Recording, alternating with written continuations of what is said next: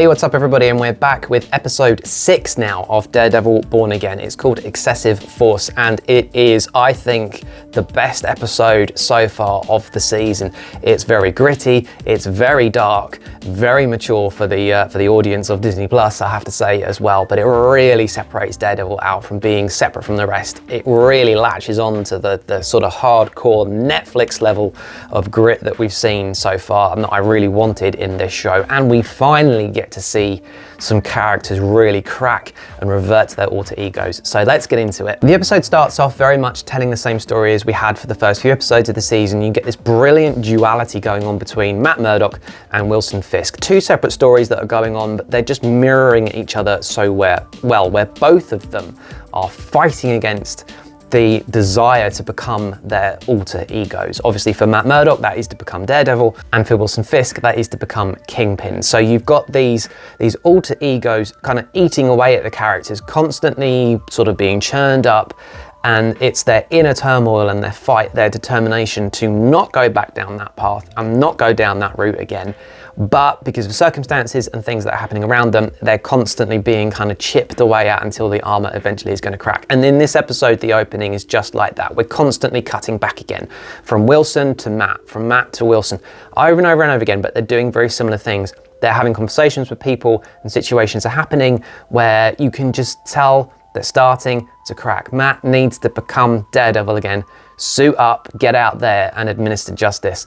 For Wilson Fisk, he needs to become Kingpin. He can't get stuff done by doing it through legitimate mayor means. He wants stuff to happen and he just can't do it through conventional methods. So both of them are becoming incredibly frustrated, and it's just getting more and more and more escalated. And by the end of this episode, we finally see them crack. Daredevil suits up and Kingpin absolutely unleashes on someone. And we waited 6 episodes to see this out of 9, so well into the second half now. But finally it's happened. But the way it gets there is brutal. Essentially, it all comes down to this character called Muse, who is the guy that we had seen at the end of, I believe it was episode 4, where we see this weird masked character basically hooking people up to what I can only describe as machines that are basically pumping the blood out of all of these victims. Some are like hanging up on chains, and it's quite gory and almost a little bit disturbing. But it's kind of setting the tone really, and now we begin to see what's actually happening with this character as bit by bit more and more information starts to come out about who this guy is and what's going on. Essentially, we have a serial killer on the loose. That is the main gist of it, but it's how we get to the point of realizing that it's definitely him and what he's up to that is quite shocking, but brilliant, because it separates this show from everything else on Disney Plus. We are going to the root core of what was so good about these shows on Netflix, was that they were brutally violent and gory, and they didn't hold back. And with this episode, it really has that tone. We start off with dead bodies being found by garbage men, essentially. Dead bodies that have had all of their eyes ripped out. It's very gory, it's quite gruesome. And I like that, because it means that, you know, this is definitely made for a mature audience. It is that Netflix vibe.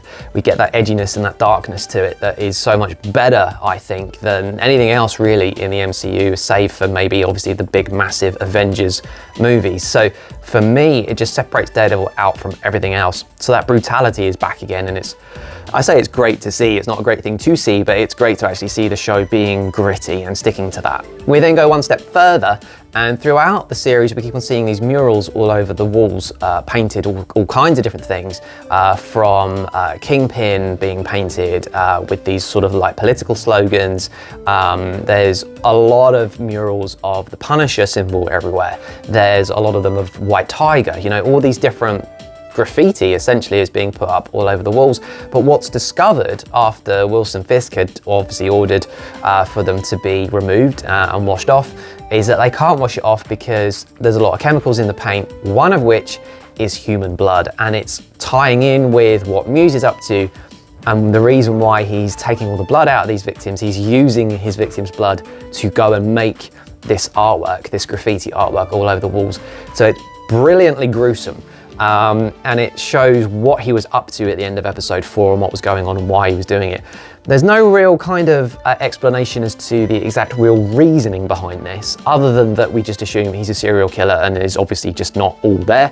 But clearly he's very gruesome in the way that he does this. A little bit later on, after Wilson Fisk has eventually found all of this gruesome stuff out, now it's Matt Murdock's time to find out what's going on, and that is because White Tiger's niece essentially turns up to speak to Matt at his law offices, and she's convinced that the White Tiger was investigating something, which of course just happens to be what Muse was up to, and trying to find all of his victims, all of the people that had kept disappearing over and over and over again, who were obviously being used to make this graffiti artwork and these murals all over the city.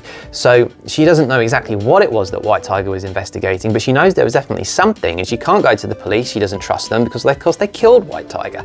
So she goes to Matt, and obviously Matt really doesn't want to do anything about it because he doesn't want to be Daredevil, and that's ultimately the only way that he could do something about it. But he doesn't want to do that, so it kind of doesn't really go anywhere, but it's planted the seeds here for what's about to happen later. Cut back to Wilson Fisk, and he is talking to the police commissioner about what's going on, where he's informed that they estimate about 60 victims have now been counted up through all of the blood that they've taken off of the murals and the number of disappearances that they've had over recent months. They think that Muse has actually amazingly amassed 60 victims so far and counting. It's also sort of confirmed at this point that the person who is doing this is the guy behind the mask that we saw at the end of episode 4. He's also named as Muse in this, and it is confirmed that he is making these murals out of his victims' blood. So it all now wraps up. We know who this guy is. We shoot sort of back to that last bit of episode 4. We know what's going on now. We know who he is, his name, and what he's sort of doing with these victims, and why the murals were so relevant for the first few episodes. So it's all kind of come together, and we all know now what's going on, and also links in with White Tiger as well. There's an interesting little side scene that happens in this where Wilson Fisk is trying to put on a suit, and it rips, and he makes a comment about how his suits don't seem to be fitting him anymore. And it's just worth noting, because I felt like it was very metaphorical of the fact that he's wearing masks essentially and pretending to be this honourable mayor who obviously wants to go through the right channels and do the right thing and not be Kingpin and not be a bad guy. But I think, you know, the suits aren't fitting is basically sort of saying that it's just not working. Now you've got this serial killer that's running around the city, and bad things are happening, and he knows that it's another vigilante problem because this guy wears a mask. Muse is a masked evil villain, as it were. So, you know, it's just constantly eating away at Wilson Fisk, and he knows that if he were Kingpin, he'd probably be able to do more about it the way that he wants to do it. So it was just a nice little reference that I thought they dropped in there. Just a little scene of just a suit ripping, but actually had a lot of significance to it. Two things then happen which really kind of trigger both Matt Murdock and Wilson Fisk to essentially break and go back to their alter egos. For Wilson Fisk, it's the fact that he gets shown the two most recent victims, who are two innocent girls who had come across Muse spray painting on the wall, and he basically kills them, gouges their eyes out, and leaves them as part of the mural. So very, very gruesome.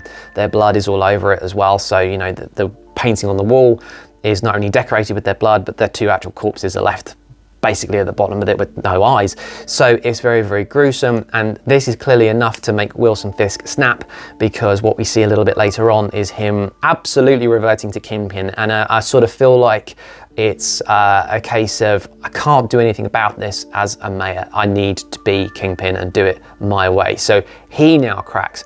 Similarly with Matt Murdock, the thing that makes him crack is the fact that White Tiger's niece goes off on her own to try to figure out what White Tiger was investigating.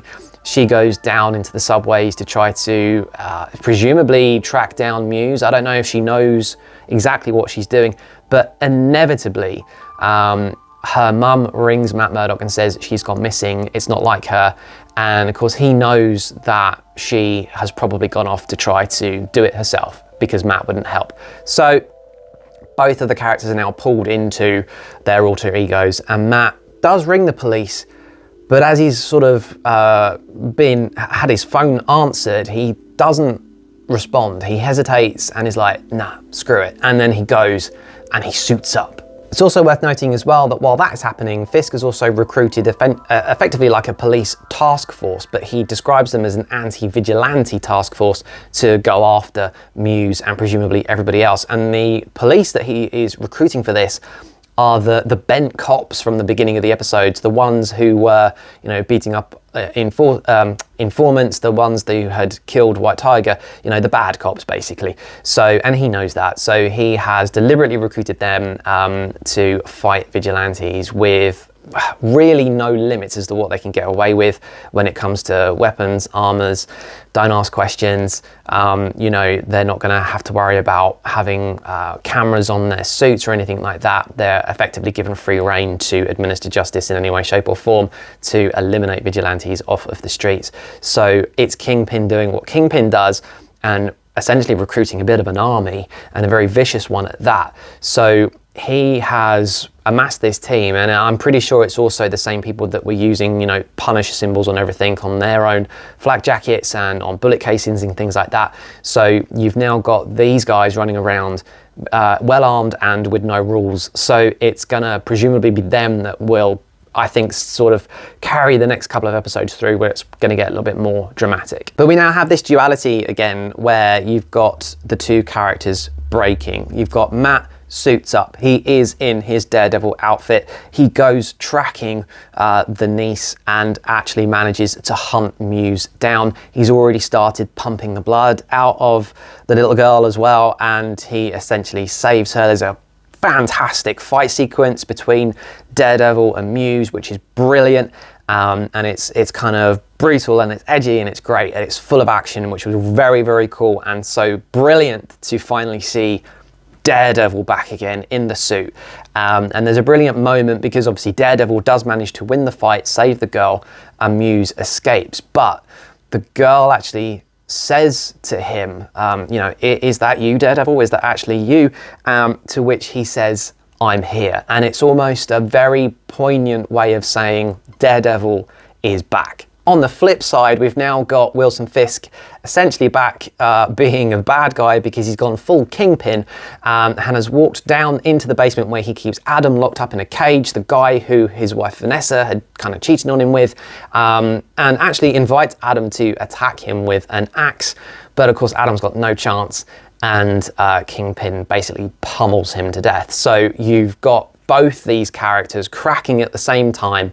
It's this fantastic duality throughout the entire show. I don't know whether or not the paths of Daredevil and Kingpin will cross at any point, but if they do, I kind of feel like it'll come full circle when that eventually happens. Presumably it does. I mean, it doesn't have to, but I would have thought at some point, bearing in mind that you've now got this police force that are running around against vigilantes, and Daredevil is back, and all of them are trying to track down Muse. So what an amazing episode. It was so, so good. I think it's probably my favorite one so far. So this was episode 6 of 9. We've got 3 more to go, but this one was incredibly good. I love the action in it. I love the brutality of it, the goriness of it. It was a very, very grown-up episode, which is exactly what you want from Daredevil, especially after those brilliant Netflix shows. So fantastic episode. Really, really loved this one.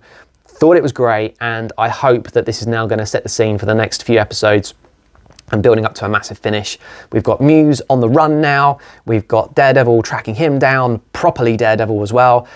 We've got this anti-vigilante task force, which is going after basically everybody who wears a mask on behalf of Fisk, who himself is now sort of broken and reverted to Kingpin. So it's all now finally happened. It took 6 episodes for it to actually happen, but everybody's doing what they're supposed to be doing, and I think these next few episodes are going to be really good. So with that said, and on that not so terrible disappointment, it is time to end. So thank you very much for watching. I'll see you guys in the next episode. The vlog is over.